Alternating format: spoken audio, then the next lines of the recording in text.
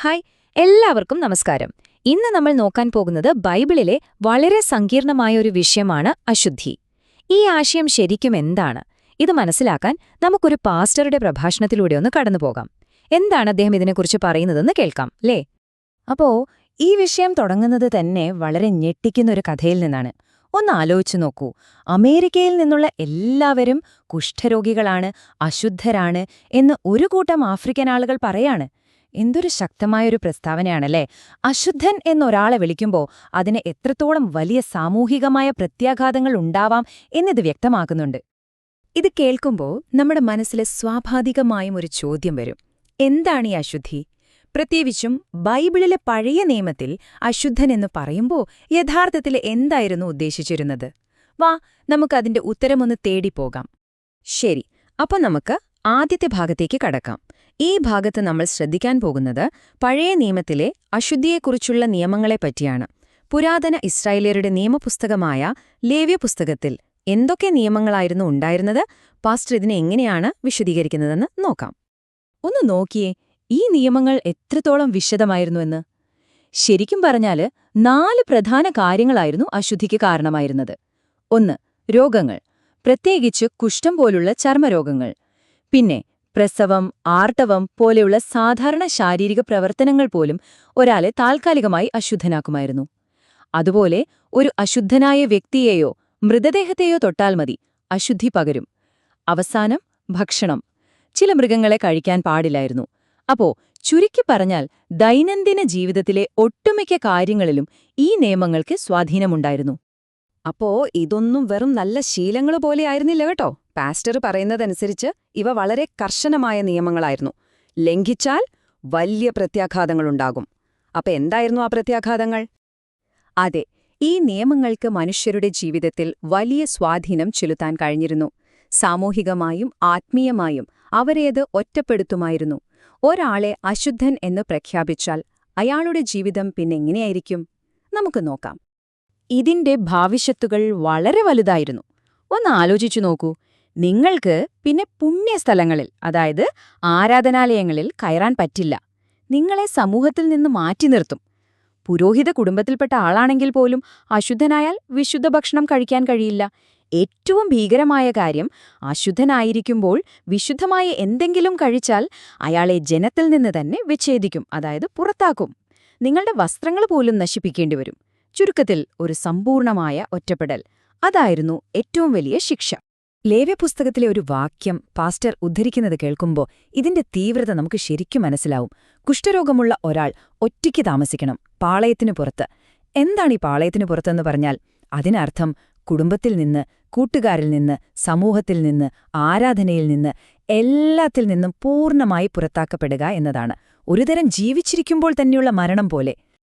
അങ്ങനെയിരിക്കുമ്പോഴാണ് കാര്യങ്ങൾക്കൊരു വലിയ വഴിത്തിരിവ് സംഭവിക്കുന്നത്. പുതിയ നിയമം വന്നപ്പോൾ ഈ കാഴ്ചപ്പാടുകളെല്ലാം മാറിമറിയുകയാണ്. പാസ്റ്റർ പറയുന്നത് യേശു ഈ നിയമങ്ങളെ അപ്പാടെ തള്ളിക്കളയുകയല്ല ചെയ്തത്, മറിച്ച് അതിനെ സമീപിച്ച രീതി തന്നെ മാറ്റിമറിച്ചു എന്നാണ്. അതൊരു വിപ്ലവകരമായ മാറ്റമായിരുന്നു. അതെങ്ങനെയായിരുന്നു എന്ന് നമുക്ക് നോക്കാം. ഇവിടെയാണ് ഏറ്റവും വലിയ വ്യത്യാസം വരുന്നത്. പഴയ നിയമം എന്താ പറഞ്ഞത്? അശുദ്ധമായതിനെ തൊടരുത്, തൊട്ടാൽ നീയും അശുദ്ധനാകും.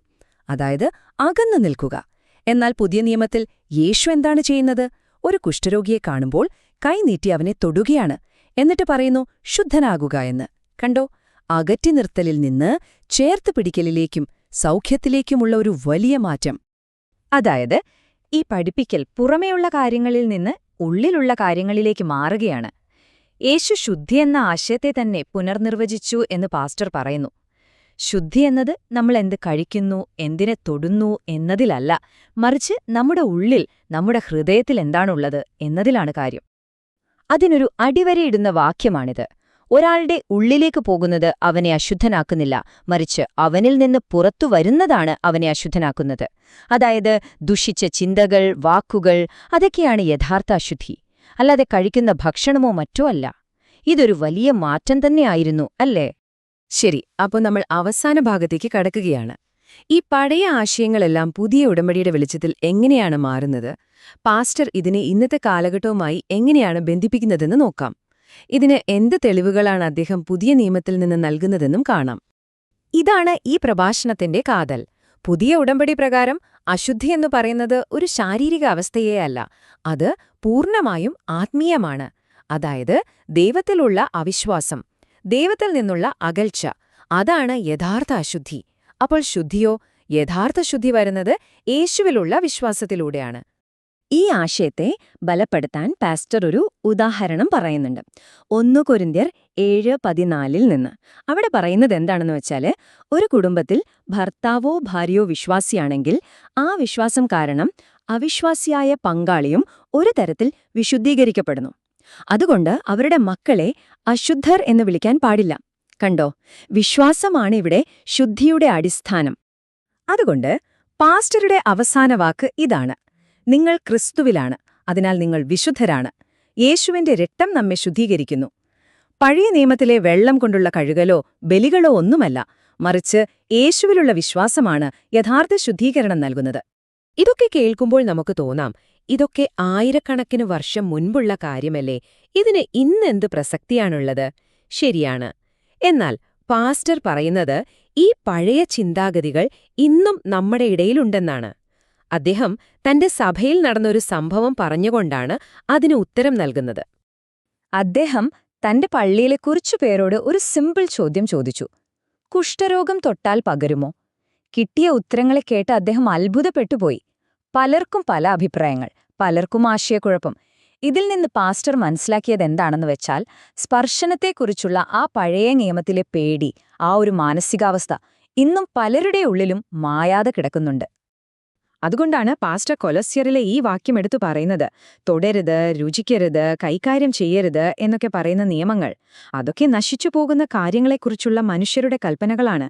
യേശുവിൽ വിശ്വസിക്കുന്നവർ ഇത്തരം നിയമങ്ങളിൽ നിന്ന് സ്വതന്ത്രരാണെന്ന് അദ്ദേഹം ഓർമ്മിപ്പിക്കുന്നു.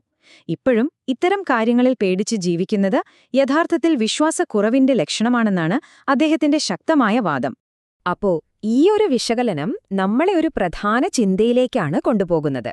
ശുദ്ധം, അശുദ്ധം എന്നൊക്കെയുള്ള ഈ പഴയ ആശയങ്ങൾ മതപരമായ കാര്യങ്ങളിൽ മാത്രം ഒതുങ്ങി നിൽക്കുന്നവയാണോ?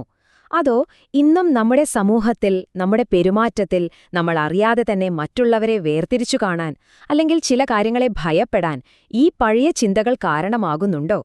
ഇതൊന്ന് ആലോചിച്ചു നോക്കാവുന്നതാണ്.